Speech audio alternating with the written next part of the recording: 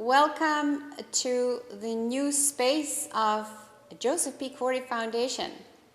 This is a new place from where we shall reach out to everybody, and everybody can reach out to us in order to answer your questions, help you out, and educate you in any kind of topic that you would be interested in relation to health and wellness and well-being. So, it is December the 28th of 2016, and we are present here in a number of 8, which is perfect. So, we have from the ambassadors, Lindsay Babbage here. There she goes. We have Betty Ann Baker. Hello, everyone. And we have Sir Costas from Hello. London, Greece, London. We have Kathy Shea from Juno Beach. And we have our Melody Besner. And we have Eileen Gottlieb. And we have Sir Robert Besner. Glad to be here. All right. Since we are gathered here to answer your questions in regard to New Year's resolutions, to ways of helping our bodies and ourselves to step into a new year fully equipped and ready and knowledgeable, do you have any questions? What are your concerns? And what would you like to know? Please call in, send us your emails, and let's start. Thank you and welcome.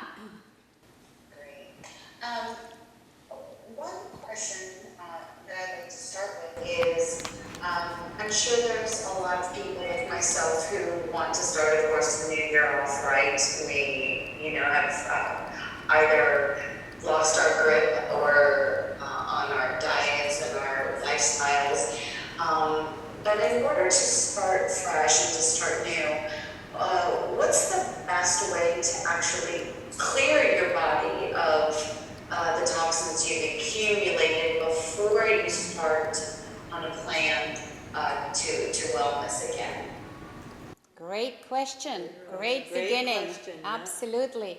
And I think that pretty much everybody here can say a few words towards that. So let's start with Kathy. Thank you. And my first piece that I think is so important is that we could all be really gentle with ourselves and start with something really simple, like just paying attention to your breathing throughout the day. As you exchange oxygen and exhale, you are actually exhaling toxins. This is the busiest eliminative organ, is our lung activity, because it's constant. So focusing on mindful breathing throughout your day, especially when there's a tense moment, can be very, very helpful to increase circulation, increase oxygenation. And then That's a good point, because I tend to hold my breath quite a bit. it's very common. Someone looks at you and says, please breathe. Yes, it's very, very common, and I see it all day, every day. I'm just standing in line at the grocery store, and I want to go up to people and just put my hand on their back and say, take a breath, but I don't want to get arrested. Anyway, the other thing would be to focus on water. First thing in the morning, you're coming off of a fast from your evening meal. A good quart of warm water with half a lemon squeeze could be a very, very gentle way to encourage the pH to come back into balance and allow the water to wash. We wash our face, we brush our teeth, wash your digestive system with a good quart, a good liter of warm water. Warm water? Yes. Water? Warmer the better. Warmer the better. This will actually begin to stoke your digestive fire and help you build your chi for the day. Chi being your life force and your energy of digestion, because in my world as a colon hydrotherapist, everything starts in the gut. And of course, that would be my third recommendation. If you feel like you want support, find a certified colon hydrotherapist and get some cleansing. I always recommend 3 days in a row, especially if you've never done it before or if it's been a long time. Because the colon is as long as your body. It's 5 to 6 feet long. So one colonic doesn't really do much. So go for 3 days in a row and see if that will help you. And be sure to, 3 days in a row. yeah, be sure to get rest. When we rest, we repair, we rejuvenate. That's when we do our healing at the best, when we're sleeping and in bed at night. So just turn the lights down starting at sunset, turn off the TV, go on a media diet, because that's the worst toxin in the world, especially now. And be sure that you have supportive people around you that are going to be helpful. You make a request of your housemates. Here's my request. I'm going to do a cleanse, so please don't offer me any chocolate. I've had plenty. So asking for help is going to be extremely important, especially encouraging them to join you. It's going to be a lot easier. So thank you for reaching out to us. I'm going to pass the baton to Costa. Costas is ready. Hi, thank you for the question. Actually, I will give you some practical tips, and then I will explain what is the most efficient way to detox. The first practical tip is maybe it's counterintuitive, but is to leave big gaps between meals. If you do intermittent fasting, let's say, for example, between the last meal of the day in the evening and the first meal of the day, leave 10 hours gap, then maybe 11, then 12. I know for a lot of people it will be difficult because if they don't eat something, they might feel hypoglycemic, but I will advise you to have a small piece of apple. So this way, you're allowing the body to digest any undigested food. I've seen many people eating every 3 hours, every 5 hours, and actually a lot of people recommend to do that, but actually it's keep clogging up your system. I will completely agree with the tip regarding the hot water, the lemon, the hot water in the morning. Add in some lemon, and if you can have half a liter, 1 liter, the morning we really need to flush. And again, it sounds counterintuitive, but breakfast is the worst meal of the day, and because the body is cleansing from the evening, allow at least 2-3 hours after you wake up to have your first meal. That's funny you say that, because I cannot eat in the morning. Even just the thought of food is nauseating, so I don't eat until like 10. Fantastic. Sometimes even 11, but I cannot tolerate food first thing in the morning, and I didn't know that was actually a problem, so it's very interesting for you to accept. Yes, a lot of people, they think people, if they cannot eat in the morning is a problem, and they advise them to eat. But what I'm telling you, they teach that at Hippocrates Center, also the Russians, when we do advanced breathing techniques, we need to eat only if we are hungry. Most of the people that don't know what is hunger, they're hypoglycemic. If they don't eat, if someone doesn't eat and they get angry or tired, this is a condition, it's not hunger. Hunger is you fancy something specific. And the other thing, because there's a lot of people to share tips here, the protocol for detoxing, what I use in my clinic, it's as follows. First of all, we need to deal with the digestion and elimination. So if you're going to do any kind of detox, you need to focus on the digestion and elimination. But in order to improve that, you need to focus on the nervous and endocrine system, because if you're stressed emotionally or from the toxins and etc., the body thinks, okay, I need to breathe and I need to pump blood. So what do I do to save energy? It shuts down the digestion and elimination. That's why when you're stressed, you can't eat.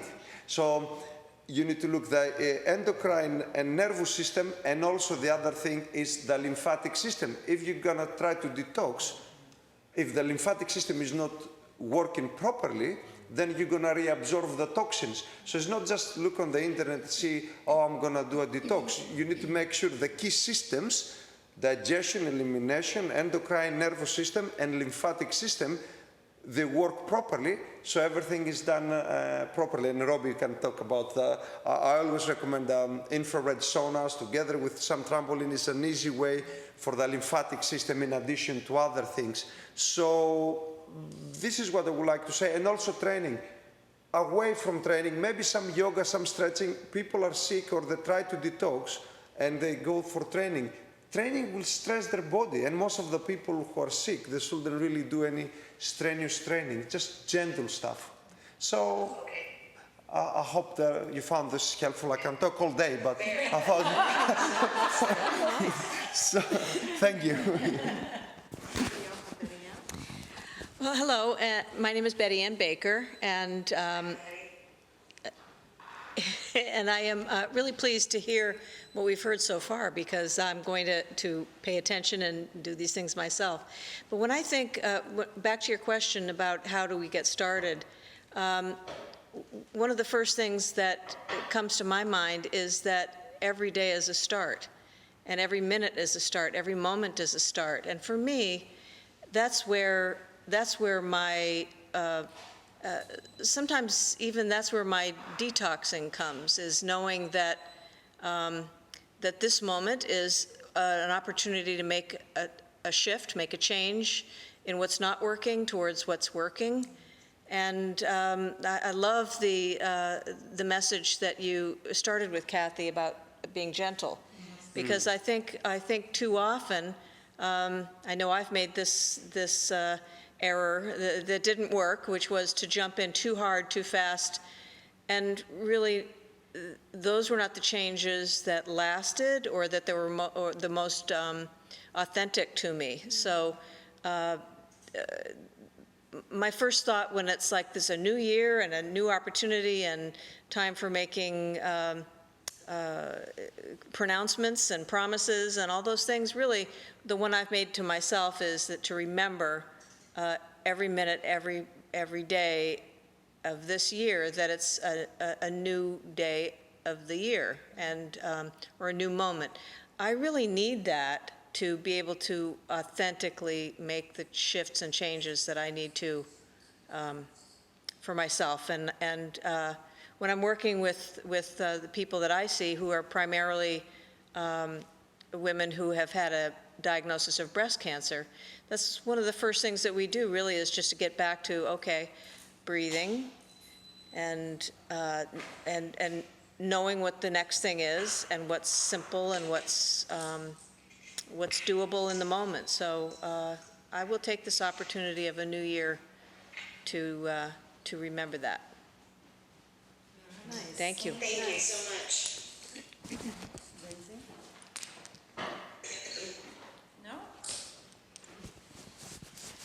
This was a great question to start this whole Q&A process with. Sherry, I'm Eileen Gottlieb, and I'm affectionately known as the Heart Healer. And what comes to mind for me in terms of support for detoxing or beginning a detox has all to do with connecting to self. I love how we started with Kathy talking about being gentle and Kostas really giving some wonderful direction as to how to address this also, and I love being in the moment. And for me, one of the things that's so valuable about connecting all of that and being in the moment is conscious breath into and out of the heart center. This is our core connection to ourself. And to foster that state of rest, that gentle way of being with ourselves, as has been presented so far, is also to add meditation. And it does not have to be any advanced type of practice, making it really simple. And even if you don't have a form of meditation or practice that is resonant with you or that you're used to doing, is to just simply sit in the beginning of the day, relaxed, without anything crossed, no legs or arms crossed, and simply close your eyes, relax your abdominal muscles, and breathe. A nice, gentle, slow breath. And allow that breath to focus, breathing into and out of your heart center.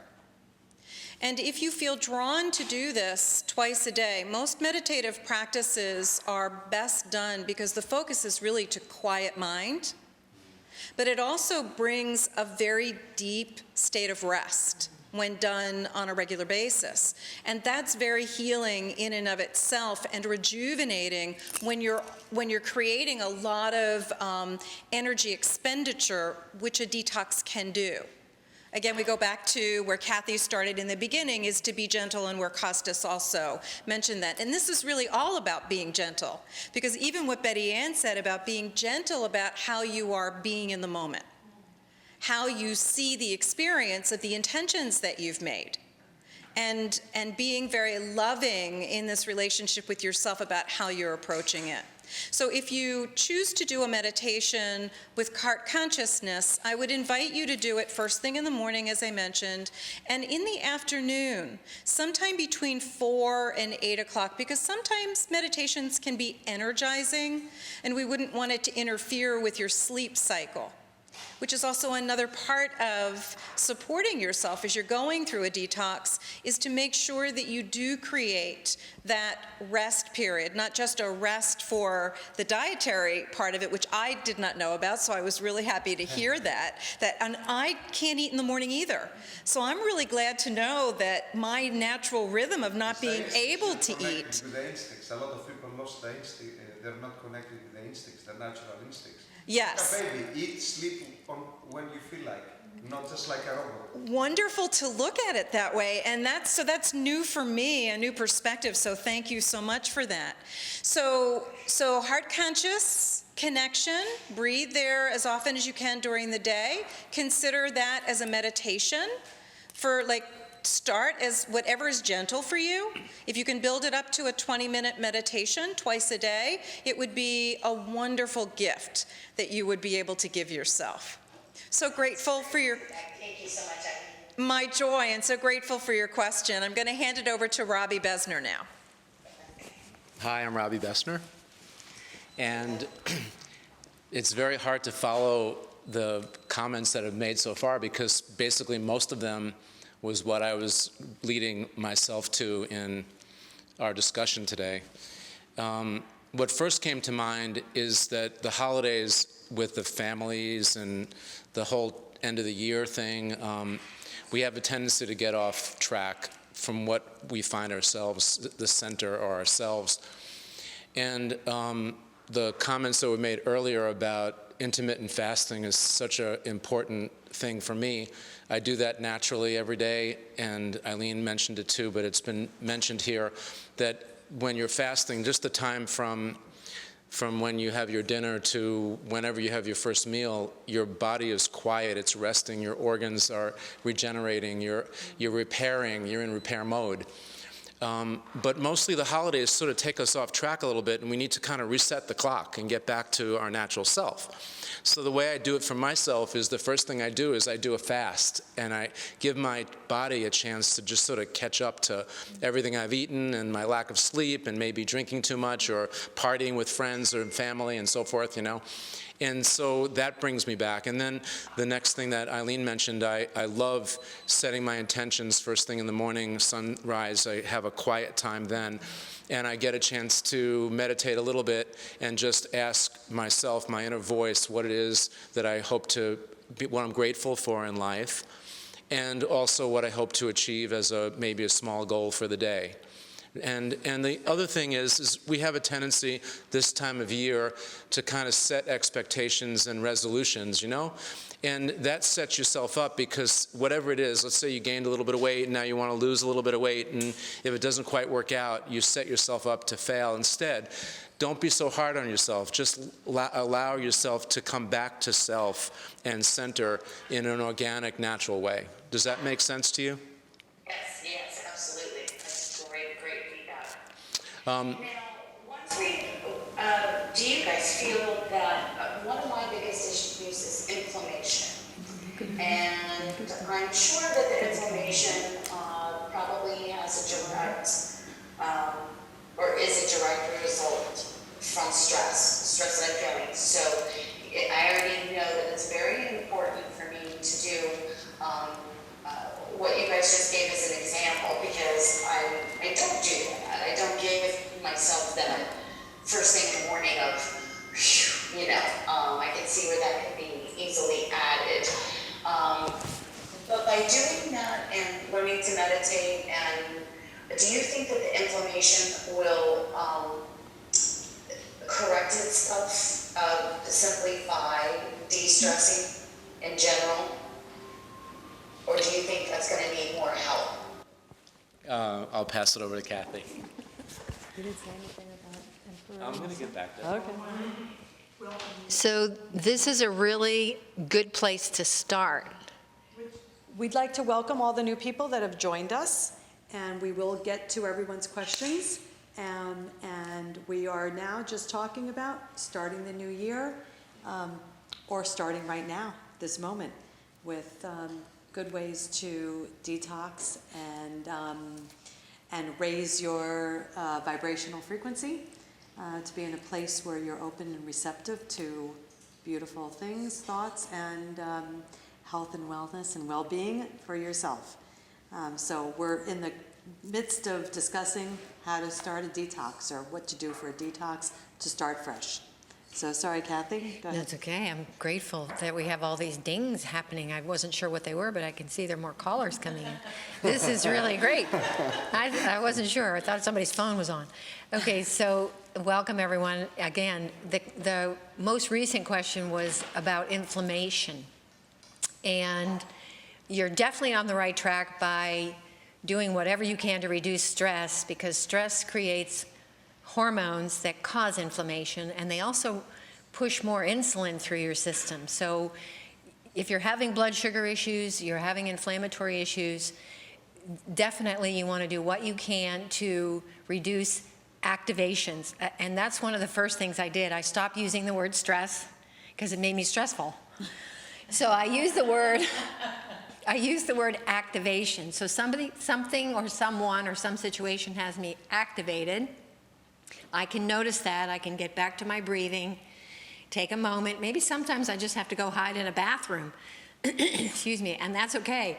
So wherever you can do, maybe you need a moment alone or get out in nature. This is a great way to reduce hormone activity that causes inflammation. The other piece to the inflammatory process is something that I learned from my Swiss doctor, Thomas Rau, at the Paracelsus Clinic, and that is all inflammation in the body originates in the gut. So there may be a food that you're eating every day, whether it's wheat or dairy or peanuts or corn or even eggs. These are like the top 5. And then we have to talk about alcohol and caffeine. So there's 7 big inflammatory food groups that you may want to look at slowly eliminating and seeing if that will help you. Conversely, you could be eating foods that will reduce inflammation by virtue of their nutrient. And certainly salmon is on that list. If you can get wild-caught salmon, certainly avoiding farm-raised fish. And any of the good fish oil supplements will also help to reduce inflammation. I personally like krill oil capsules. They're bright red. They have one of the highest ratings for anti-inflammatory activity. And, you know, just gently balancing between the foods you would eliminate, and then you can even just, you know, go to Google and get a list of foods that would help reduce inflammation. So I hope that's helpful for you.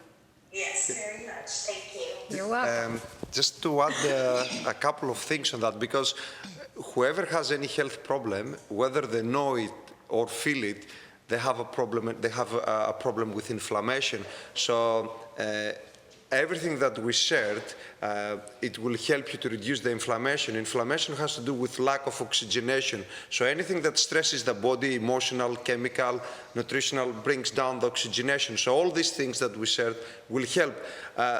The other thing which can help you very fast is on an empty stomach, especially in the morning, a pure aloe vera, it's going to soothe the gut. It's going to soothe the gut. This is what I recommend to the clients. That's one thing. And the other thing which really helps my clients is 2 things. One, a lot of them, they have damaged gut and they have holes there. So L-glutamine, again, good quality, can help to repair the gut. And also, without promoting Robbie, but I use the infrared pads, because the repair, all the healing has to do sending blood to the area of the problematic area, and that to send blood, the blood carries the nutrients. So a lot of people I work with ileocecal valve and other problems, I recommend them to use the infrared pad, and after the treatment lasts longer because the heat softens the muscles and also sends blood to start correcting. It's just part of the solution, but if you use everything synergistically, then it's going to help. So let's pass it to Robbie so he can talk a little bit Well, about thank you very much. Just to acknowledge all these new callers that are calling in right now, so we would like to also give them a chance to ask a question. Thank you, Sherry, for all of your questions, and I hope you have gained a lot of knowledge with this. So I will give it to our Sir Robert to fill in the gap, but we are also going to the next caller. And you are live with Joseph P Cory Foundation. We have a Q&A session in regard to our New Year's resolution in wellness and well-being. Welcome.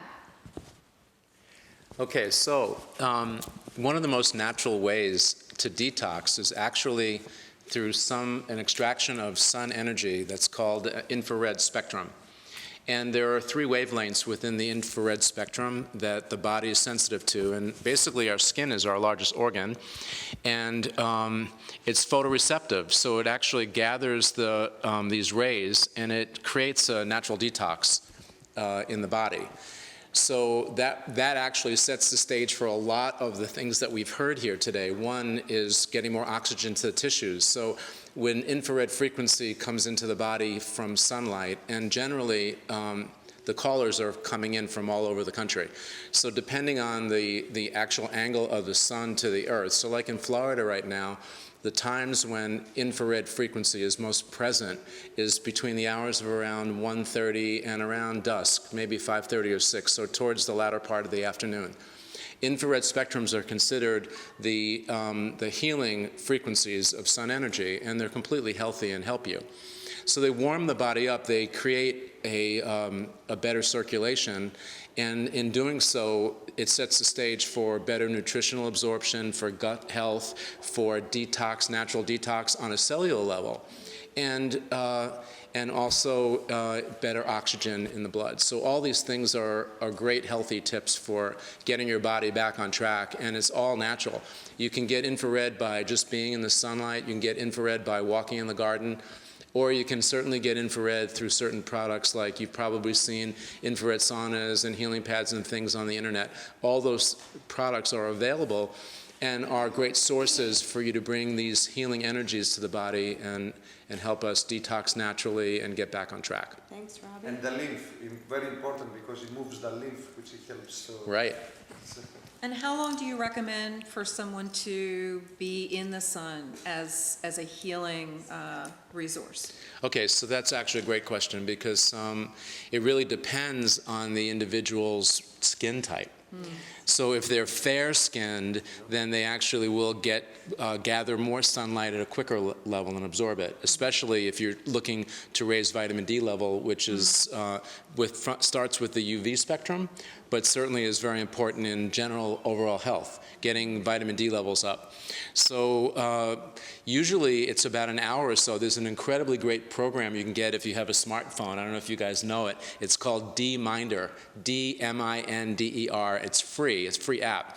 And you just put in your skin type and what kind of clothes you're wearing, and the GPS in your phone will automatically figure out where you are, and it will tell you automatically exactly how much time you need? Yeah, how much time you need optimally every day to get your proper amount of sunlight. So that's a great tip, and it's D-Minder? D-M-I-N-D-E-R. Wow, that's okay. Thanks, Robbie. You're welcome. And by the way, we are not soliciting or selling that device or app or any such a thing. This is just sharing information. And now I would like to say, Joanne, do you have a question? Would you be so kind and ask your question? Joanne, you are unmuted. Okay. right, can you hear me? Yes. Okay.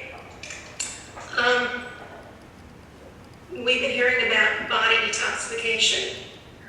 I'm wondering about emotional detoxification and how much of an impact it has on the body. All right. Interesting. There we go. Thank you. I love that question. We're all jumping in real fast on that. I love that question. Emotional detoxification as a facilitator of healing utilizing energy modalities. I like to think of everything from an energetic perspective. And emotions have a full spectrum of emotional frequencies, or emotions have a full spectrum of energetic frequencies, right? And so the ones that are the most toxic to us are the ones that feel the worst, the ones that we really don't love to experience. They're the densest, the lowest frequency. And the ones that feel the yummiest to us are the highest frequency, and they're the most healing. And so from that perspective, fear is the lowest frequency, and anger is always an expression of that based on my personal belief system, right?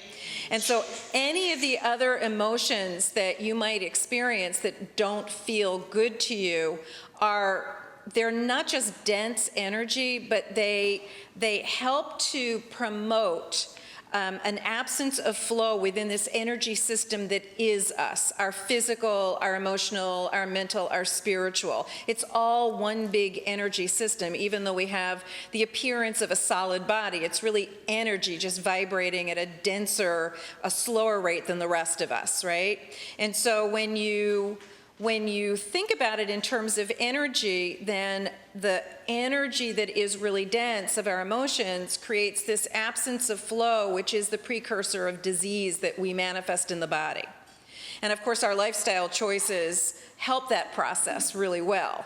So when we talk about detoxing emotions, we essentially are going through the same process that we've talked about in terms of detoxing the body. The emotions are all connected to it.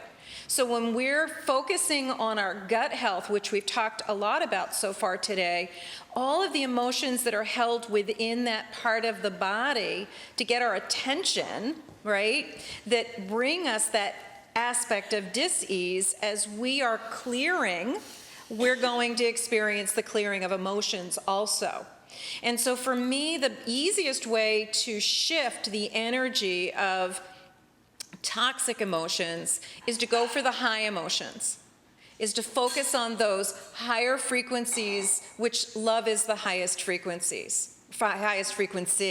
And so my best suggestion is, in addition to everything else that you do that's in your health and wellness program, is to add a focus on the higher frequency of love. For me, the easiest thing to do, as I've shared already, is to breathe into and out of the heart center.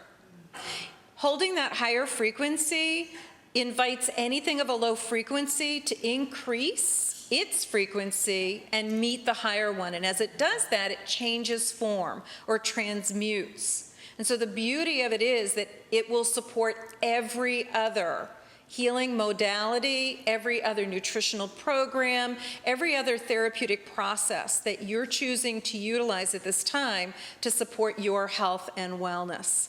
So grateful that you asked this question. There are many other approaches to detoxing emotionally, but for purposes of this, and there are energy wellness tools that you can use, there are techniques that you can use, but for right now, that's my best suggestion to you. I'm so grateful for your question. I'll pass it off now. Maybe that way. Do you want to? Oh, okay. I'm so sorry, Miss Nada. There you go. I want to take a stab at it. That's okay. What I have learned and practiced in moments of distress and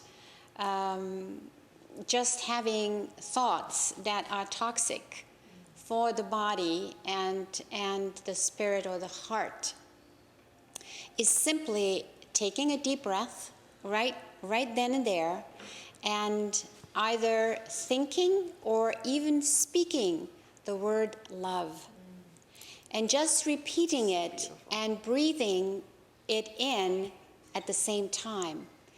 And before you know it, it's just simply going to change your emotional state. I mean, instantaneously. And I always love to use some essential oils, so I would take a drop of an essential oil. In this case, I have lavender, and just kind of rub it in my hand and breathe it in, and it just does wonders. So, and that is my suggestion for that.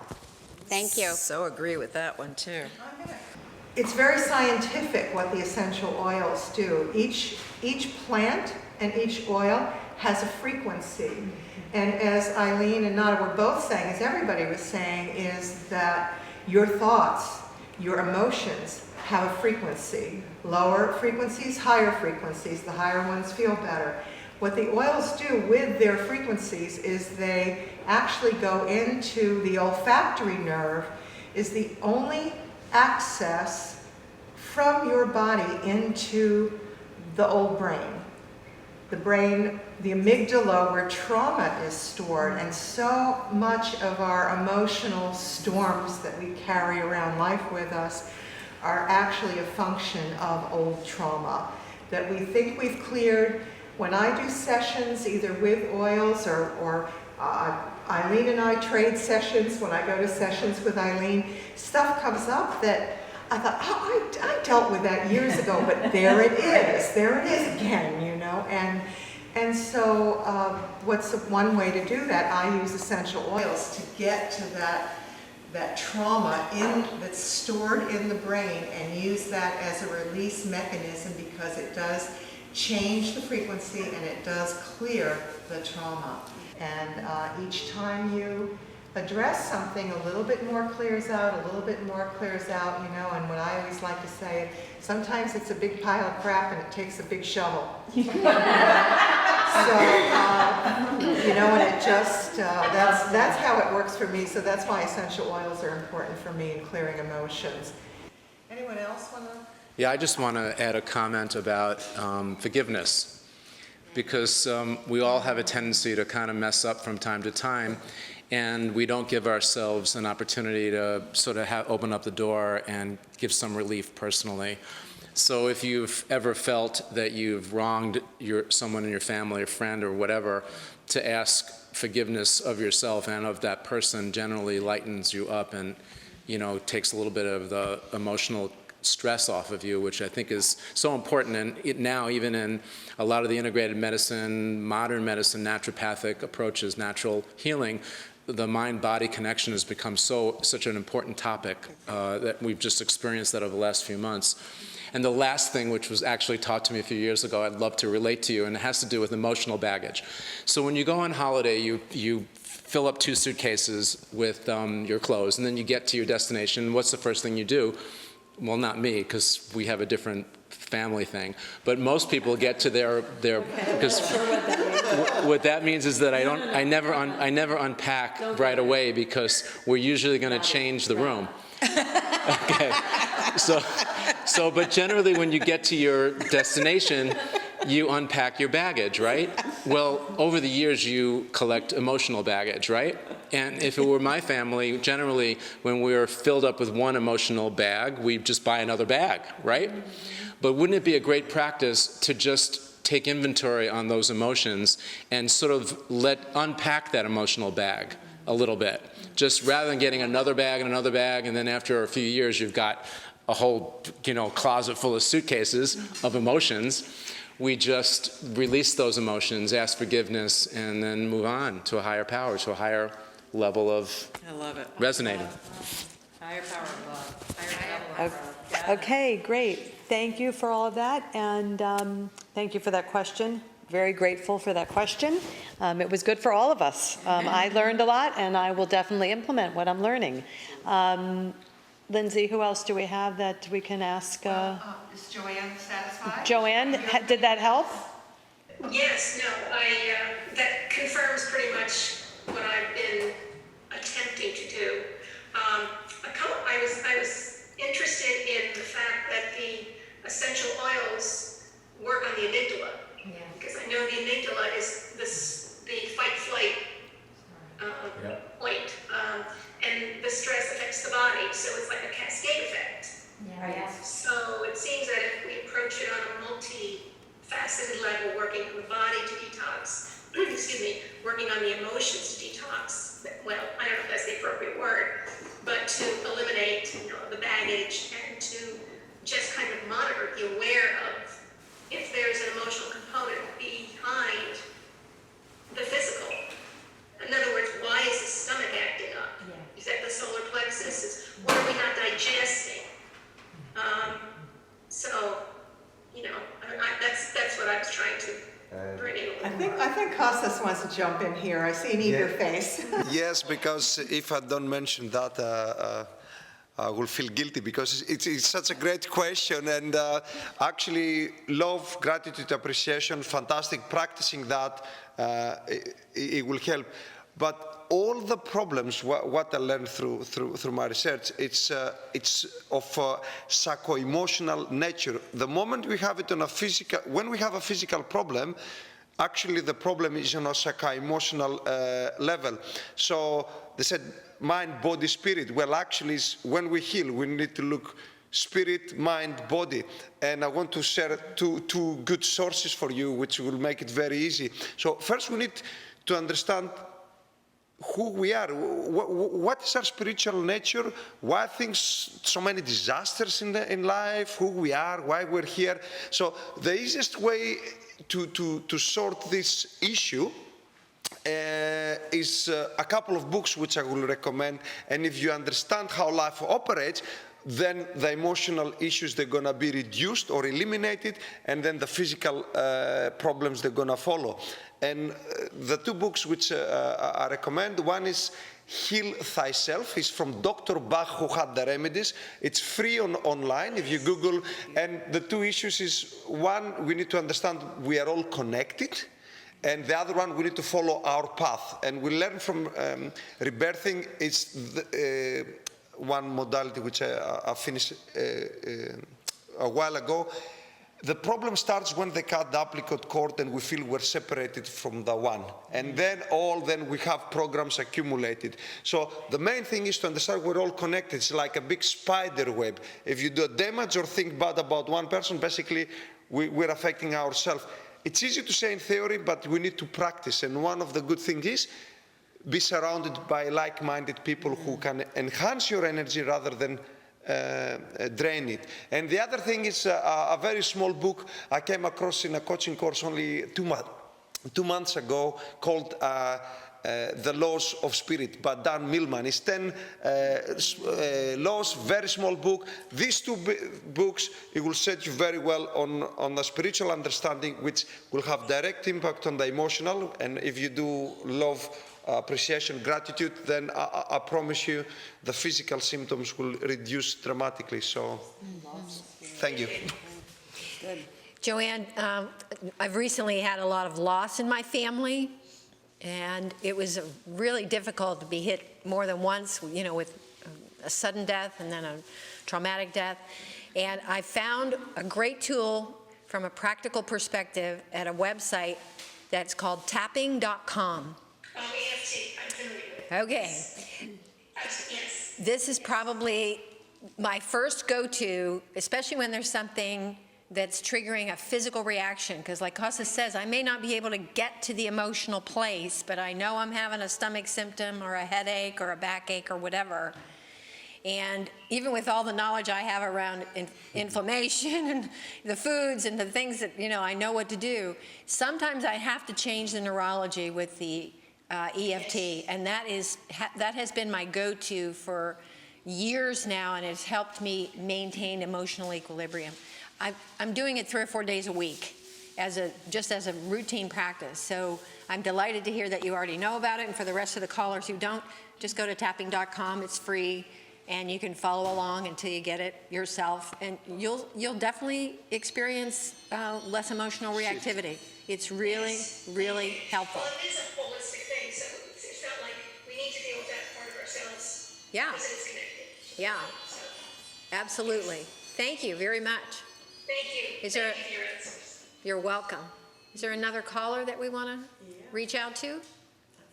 We had a question from, somebody emailed us a question, her name is Carol. And what she wanted to know was she has a really serious spine issue. And she's in a great amount of pain. And at the moment, she wants to know what can she do to, number one, alleviate pain, and number two, I guess, to start working on correcting a spine issue. Do we know where in the spine the issue It's is the located? extreme lower spine, like just above the coccyx and the lower back. So I don't know. That's from the back of an acute injury of sorts, or she didn't really indicate. doesn't really know. Okay. It just kind of popped up one day, or popped out one day apparently. Got it. So anyone want to tackle that? I give for that specific problem an input? No? Yeah. First of all, we know from kinesiology there are some points there, lymphatic points related to the large intestine. So when there is pain on the lower back, it can be dehydration, big thing. Also congestion in the colon, and emotions. Anything which has to do with the colon, lots of emotions, which affecting also the way of thinking. So if your thinking is affected a lot and you having the pain, this will be a connection there. Also, the other thing I will suggest is if they're going to find a physical problem with the nerves, all the organs that are connected on the spine. So if they're going to suggest, for example, to go to a chiropractor or osteopath to put it back into place, that's good. But these muscles, they're connected with meridians to the organs. So if there is a problem with a muscle and the connective tissue there, you need to look also to the emotional and nutritional aspect, because if an osteopath put it back straight, which is a great job, well, if, let's say, let me give you no, I'll speak about the muscle at the back, on your back. Even if they say they move it, the muscle, if your diet is not good and you're emotionally upset, it's going to slip back to where it was, because the muscle will be affected because of the colon not operating properly. So it's direct, it's connected. I hope it makes sense. Does that have to do with lack of, I mean, I'm thinking about Louise Hay and her book, Heal Yourself. I would think if I looked in that right now, it might say lack of support. And the low back is financial support. It's a lack of financial support. Oh. No, very. And then when we also look at it from the perspective of just the energetics of it, the chakra system, energy centers, yes. We're also dealing with the second chakra, or referred to as the sacral center. Mm-hmm. And this is the doorway into, if you think of the energy system, it's the doorway into the emotional body. So I find it amusing sometimes when we look at the different parts of the body that show up at different energy centers and how it's all so connected and interrelated. And for me, what I know is that, and trust, is that before we experience it in the physical realm, we experience it in the mind and the emotional parts of us. So that's in the energy field, the energy of that belief in or a fear of financial lack, or whatever is going on in the emotional aspects of who we are, that the energy of all of that is all in that area where we ultimately manifest a physical aspect of dis-ease. You know, so, and dis-ease, we pronounce it that way because it has to do with a lack of ease with who we are in our relationship with ourselves. So it all kind of always comes back to us and who we are and what's going on with us. So when we develop things in the body, like in the low back, the question that we can always ask is, all right, where have my thoughts been? Because things manifest really quickly these days. Where have my thoughts been in the last several days? Have I been feeling financially abundant? You know, if it's a chronic issue, Louise Hay's Heal Your Body is also a wonderful reference. Not a book you sit down and read from front to back, but it's a great alphabetical listing of different physical manifestations of dis-ease. And when you look at where on the body, left side, right side, low back, it even goes into each vertebra, but go back to when you first experienced that physical symptom of low back pain, because sometimes it's an energetic pattern that has been chronically showing up and we don't always realize that. And sometimes even the words in Heal Your Body don't resonate with us because it's more connected to the first time that we experienced it. So I always invite people when they're going to use Heal Your Body as a reference to look not only at what the thought process is that she identifies as being a root cause, but also to look at the affirmative statement, because sometimes the affirmative statement makes more sense than the physical part does. So when you think of it in terms of the holistic model, physical, emotional, mental, spiritual, which we've referenced a lot today so far, if you look at all those different components, they will bring some insight into what this low back issue might be, and then you can begin, as so many offerings have been presented, to begin that healing. So I'm grateful for the opportunity to share about that. Robbie, how would far infrared assist with that? Yeah, I was going to say, I'm going to actually get a little more practical about this, because one of the beneficial elements of infrared, it has to do with pain relief. And so, actually, in fact, from the FDA's point of view, when they look at infrared frequency, one of the things that they emphasize is pain relief.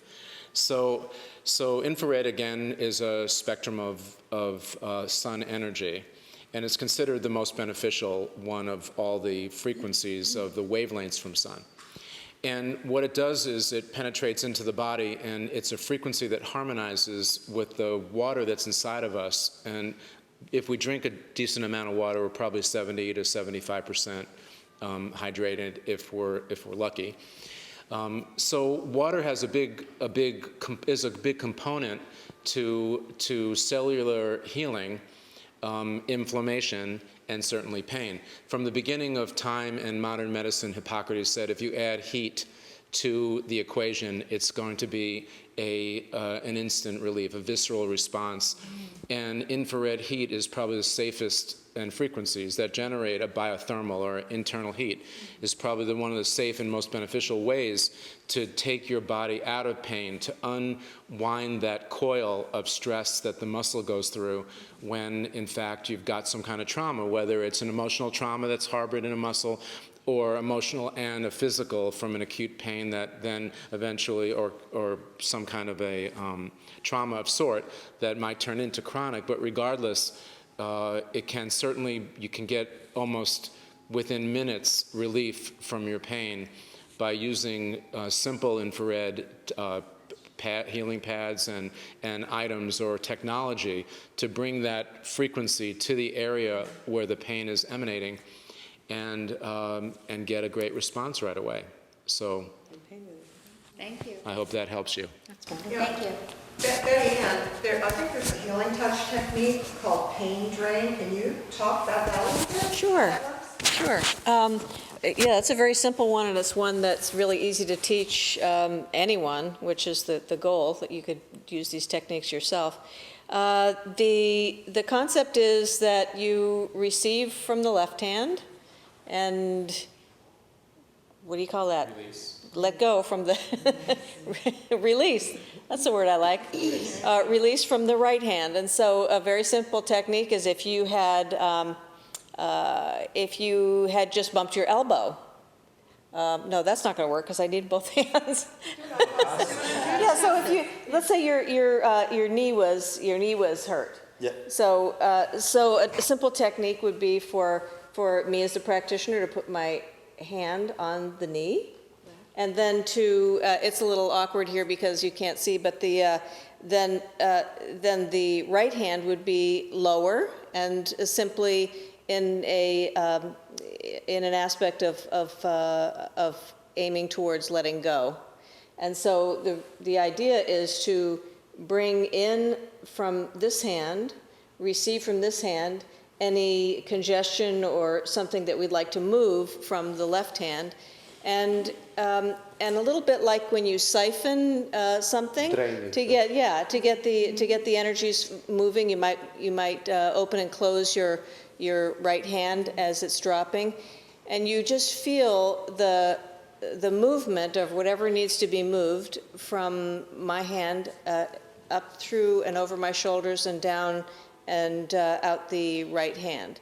And so it's you feel the energies moving. You feel it might be tingling, or it might be warmth that comes up through your arm and across and out the other hand. And you just do that until you feel complete, and when you don't feel any movement anymore. And then you switch and put the right hand on the knee and reach up and bring in energies that you'd like to now have coming from a universal source, something, perhaps you need warmth or you need cooling. You just, whatever is going to work comes from there. And from the left hand, same thing. You feel that flow coming down into the right hand. And there you go. So you're filling the vacuum. You're filling the vacuum. You move something out, you move something in. You always want to And so basically it's just energy. You're Actually, I need to yawn, which is simply the energy. And yawning, by the way, is a sign of energy moving in the body. That's true. It's very releasing. I was taking throughout the time, I was holding back. But then Thank you. Thank you. Do you have any other questions, Joanne? Well, that just brought up another question, the healing touch. I've been reading about sound and healing. Yes. Are any of you familiar with that? Yes. Are any of you familiar with that? Well, we have an ambassador in our foundation that has come up with some amazing sound work in helping with emotions and healing as well. And that's Mike Terrell. And I believe that Robbie might say a few words about that because he's not physically present here, but hopefully next time. So let's see what Robbie has to say. What I'm getting from this is that it's a comprehensive approach. You deal with the emotions, you deal with the body, and just take whatever works for you in the moment. Yes. And go from there. Yeah, I just, on the comment of sound, I mean, you know, across various different religions and cultures, prayer and the sound, Om, and in prayers, there are certain frequencies that resonate that actually change and shift the energy in your body and are all can basically be channeled towards healing. What Nada was referencing was a body of work by a gentleman named Mike Tyrell, and his work is called Whole Tones. And what he... Oh, you just bought it, great. Okay. So now he's a personal friend of ours and an ambassador here, and his work is amazing. And basically what he has tapped into was what I just identified. He found in the Old Testament 7 frequencies that are used in prayer that can really shift your healing. And as you get closer to looking at his work, and what I've done, actually what I did was, I'm not sure what version of his work you got. The one I love is called Chroma, which is he marries both light and color and I just got the tones, the solfeggio tones. yeah, they're all great, and he has an amazing collection of holiday sounds. But what he's done is he's taken a certain frequency, and then he's built like 21 to 22 minutes of resonance around that frequency, and essentially it's healing. And what I did, the first thing I did was I listened to the entire collection And then I found myself gravitating towards a certain frequency, which is generally complementing a deficiency in yourself. So it could be if you need energy, or if you need to be rest, or you need to have a better connection, neural pathway connection. All of those things can be healed with sound. So light, sound, they're all these resonances are connected to the healing process, and so important. I hope that helps you. That's what I was trying to question is, do you add intention, and are there certain tones? Because our organs have frequencies, right? That's so correct. They're healthy, they're vibrating Absolutely. at certain frequencies. Absolutely. So. That's Right, well there was Thank you. I'm going to explore that some more. okay, wonderful. Anything else we can help you with? No, I'm complete. You're complete. That's wonderful. That's wonderful. Thank you, Joanne. Thank you. There is also a work that I practice, and it's called toning, where I use my voice in just divine guidance in accomplishing the same thing. Whatever is needed for the healing at the given moment for the person that is the recipient of it, that manifests, and those tones can vary from very high to very deep, or very intense or light. It all depends. So it is very, very fascinating how that works. So you can yourself be maybe a channel for that. Can you give an example? Yes, tone for us, Let's please. hear your voice. I know it's divinely guided, but let's see if you can bring it up right now. I shall try. All right, so if you help me, that would be great. So let's just take a deep breath. Close your eyes and breathe again.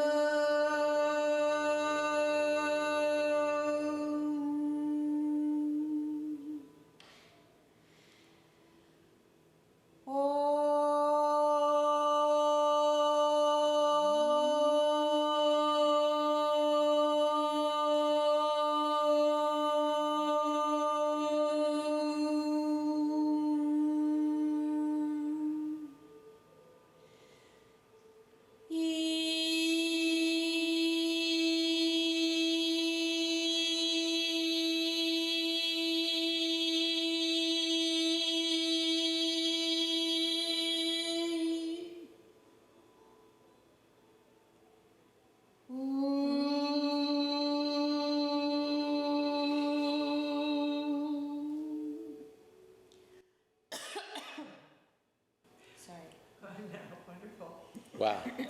That was fabulous. I've witnessed when Nada is actually working on somebody, on healings, and when I say healings, I'm saying facilitating healing, because all healing is self-healing. Agreed. None of us do anything, all we do is facilitate. And when she does this just spontaneously with a person on the table or in a chair or wherever it happens to be, it is quite amazing. I've experienced it myself, and I'll tell you, it's pretty great. Well, thank you. I think if you don't have any more questions, and if we don't have anyone else calling in, we can wrap it up. And thank you. I thank all the participants, all the beautiful ambassadors for having joined us here today. Thank you for my beautiful partner, Melody, as well. Lindsay, Amanda, and Alex doing a great job. And I hope this is just a beginning to many more and great topics that we shall address. Please send us any of your questions, requests, and we shall work on them and come back maybe once a month or once every 3 months, whatever the need is. But with this, I would like to conclude our Joseph P. Cory Q&A panel of these beautiful light beings, and wish you all a wonderful, a blessed, abundant, loving, and healthy and happy New Year. Thank you.